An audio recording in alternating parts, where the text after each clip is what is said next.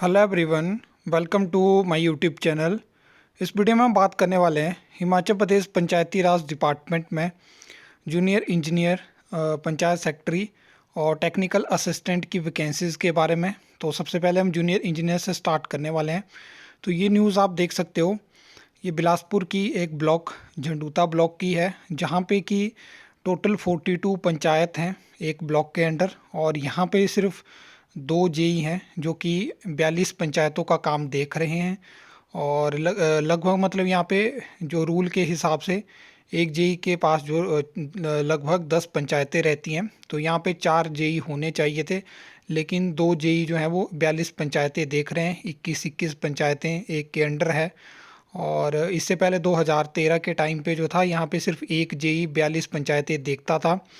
तो आप यहाँ से अंदाज़ा लगा सकते हो कि कितनी ज़्यादा यहाँ पे मतलब आपको पता है कि मनरेगा के काम कंटिन्यू चले रहते हैं। सिर्फ बरसात के टाइम में आपको पता है कि काम बंद हो जाते हैं कुछ समय के लिए, बाकी हर साल मतलब काम चले रहते हैं। एक पंचायत के अंदर कितने सारे वार्ड होते हैं, वहाँ पे अलग अलग वार्ड में काम चले रहते हैं, लेकिन उसके बावजूद जो है इन वैकेंसीज़ को नहीं भरा जा रहा है।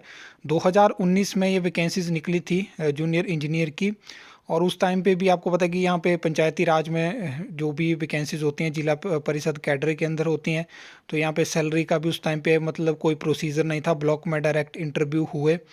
लेकिन अभी पिछले साल ही मतलब जो रूल बना था और कहा गया था कि जो भी टेक्निकल असिस्टेंट की भर्ती होगी या पंचायत सेक्रेटरी की होगी वो अब एचपीएसएससी के माध्यम से होगी। तो हो सकता था कि जूनियर इंजीनियर की फ्यूचर वैकेंसी भी पंचायती राज डिपार्टमेंट में एचपीएसएससी के माध्यम से ही हमें देखने को मिलती। अब हम बात करेंगे, आपको पता है कि पंचायत सेक्रेटरी की भी काफ़ी ज़्यादा वैकेंसी नई पंचायतें बनाई गई हैं। तो उसके अलावा मतलब 389 के आसपास वैकेंसी जो हैं वो पंचायत सेक्रेटरी की हैं।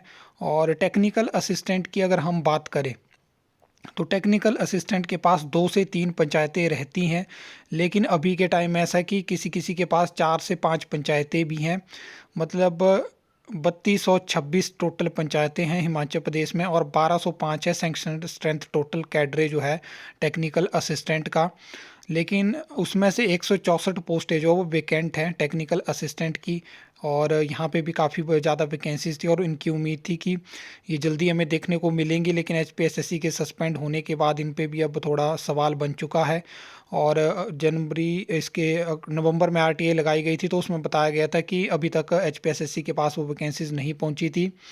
तो मैंने आपको बता दिया कि जेई की अगर हम बात करें तो लगभग 3.5 साल हो गए, कोई वैकेंसी नहीं आई। और अगर आरटीआई देखोगे, जब ये पहले आरटीआई लगाई तो 51 वैकेंसीज थी, और यहाँ पे एसटीओ की जो वैकेंसीज रहती हैं उनको डायरेक्ट रिक्रूट नहीं करा जाता है, इसमें प्रमोशन से ही होते हैं।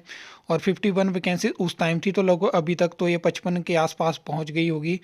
और क्योंकि कोई भी बीच में कोई रिक्रूटमेंट हुई नहीं है, और यहाँ पे पंचायतें भी आपको कि पंचायतें इंक्रीज़ करी गई थी जब लास्ट टाइम पंचायतों के इलेक्शन हुए थे।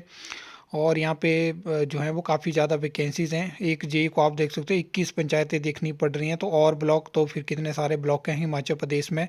तो मतलब यही हमारा हर टाइम सवाल रहता है कि जब वैकेंसीज़ पड़ी होती हैं, जब वैकेंसीज़ हैं, तो मतलब उनको फिल करना क्यों करा नहीं जाता? जब इतने सारे प्रोजेक्ट हैं, ओपीएस के लिए इतना पैसा आ सकता है, तो वैकेंसीज़ को क्यों साइडलाइन कर दिया जाता है? इनको इतना महत्व क्यों नहीं दिया जाता है? क्यों खुल के जो है वो सरकार बेरोजगारी पे बात नहीं करती? क्यों आंकड़े नहीं दर्शाए जाते? बस एक टेंटेटिव आंकड़े दे दिए जाते हैं। तो अब समय आ चुका है इनके बातों के ऊपर जो है वो सवाल करने का। आप देखते हैं कि जो कमेटी गठित हुई है कितना टाइम वो लेती है, किस तरह से वैकेंसीज़ को फिल करते हैं, क्या पॉलिसी रहती है, उस पर भी हम जैसे जैसे कोई अपडेट आएगी तो आपको मैं बताता रहूँगा क्या क्या अपडेट आती है। और बाकी मैंने आपको बता दिया कि हर एक डिपार्टमेंट से कितनी वैकेंसीज़ उनके पास है, उसकी डिटेल सरकार ने मांगी है। देखते हैं उस पर भी क्या होता है। आई होप आपको ये वीडियो अच्छी लगी होगी, इन्फॉर्मेटिव लगी हो तो वीडियो को लाइक कमेंट शेयर कर सकते हो, चैनल को सब्सक्राइब कर सकते हो फर्दर न्यू अपडेट्स के लिए।